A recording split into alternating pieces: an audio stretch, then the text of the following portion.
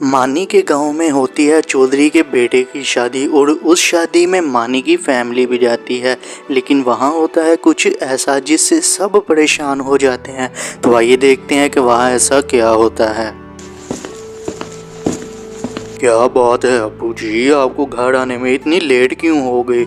बेटा वो चौधरी साहब मिल गए थे, उन्होंने बताया है कि उनके बेटे की शादी है आज और उन्होंने हम सबको भी बुलाया है। क्या चौधरी साहब ने हम सबको भी बुलाया है? लेकिन इतनी जल्दी हम कैसे तैयारी करेंगे? बेटा अब उन्होंने कहा है तो मैं मना नहीं कर सकता था, जाना तो पड़ेगा ही। चलो फिर सबको बता दो। जी अब्बू जी, मैं अभी सबको बता देता हूँ। क्या बात है पापा जी, कहाँ पर जाने की तैयारी हो रही है? मानी बेटा, वो चौधरी के बेटे की शादी है आज शाम को, हम सब ने वहाँ जाना है। क्या चौधरी साहब के घर जाना है? वहाँ तो बहुत मजा आएगा। मैं अभी जाकर सारा और मामा को भी बता देता हूँ। जैसे ही मानी को पता चलता है कि उन्होंने चौधरी के घर जाना है शादी पर, तो वो काफी खुश हो जाता है और फिर मानी की पूरी फैमिली शादी पर जाने की तैयारी शुरू कर देती है। लेकिन जैसे ही वहाँ वो पहुँचते हैं, मानी के दादा को पता चलती है एक ऐसी बात जिससे वो हैरान हो जाता है। तो आइए देखते हैं कि ऐसा क्या होता है। पापा जी देखें, फायरवर्क की कितनी आवाज आ रही है। आज तो शादी पर बहुत मजा आएगा। मानी की फैमिली शादी पर पहुंच जाती है। क्या हाल है चौधरी साहब, आपने शादी का तो बहुत अच्छा इंतजाम किया है। मेरा एक ही तो बेटा है, अगर आप अच्छा इंतजाम नहीं करूँगा तो फिर कब करूँगा? अरे माहौल बड़ा खामोशी वाला लग रहा है, जाओ मेरी गन तो लेकर आओ। चौधरी साहब दूल्हा दिखाई नहीं दे रहा और ये गन का आपने क्या करना है? आपको तो पता है कि आजकल के लड़के भी लड़कियों की तरह ही पार्लर में जाकर तैयार होते हैं, इसलिए वो तैयार होने गया हुआ है। और रही बात गन की, तो वो चौधरी के घर शादी है।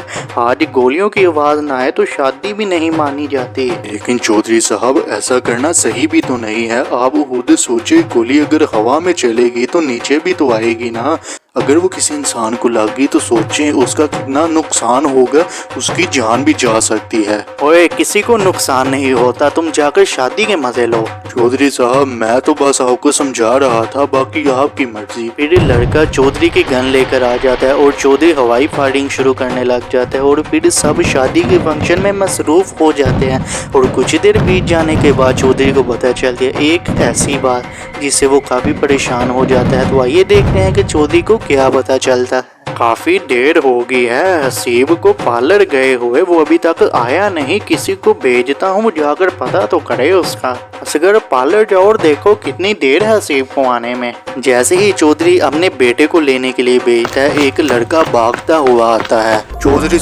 चौधरी साहब बहुत बड़ा नुकसान हो गया है। ओए क्या हो गया है, बताओ तो सही। और तू तो हसीब के साथ गया था, वो किधर है? चौधरी साहब वही तो मैं आपको बताने लगा हूँ, हसीब की सर में गोली लगने की वजह से मौत हो गई है। क्या हसीब की मौत हो गई है? लेकिन ये कैसे हो सकता है और किसने किया है ये काम? मैं उसे छोड़ूंगा नहीं।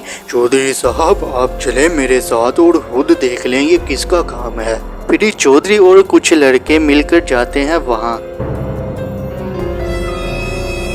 ये क्या, ये तो वाकई किसने किया है? ये बताओ मुझे, किसने किया है? उसे मैं छोड़ूंगा नहीं। चौधरी साहब ये किसी ने नहीं किया है, क्योंकि जब हम आ रहे थे तो अचानक ही हवा से चलती हुई एक गोली आई और इनके सर में आकर लग गई। क्या हवा से गोली कैसे आ सकती है? ये नहीं हो सकता। चौधरी साहब क्यों नहीं हो सकता? आप भी तो हवा में ही फायरिंग कर रहे थे और मैंने आपको मना भी किया था, लेकिन आपने मेरी बात सुनी ही नहीं।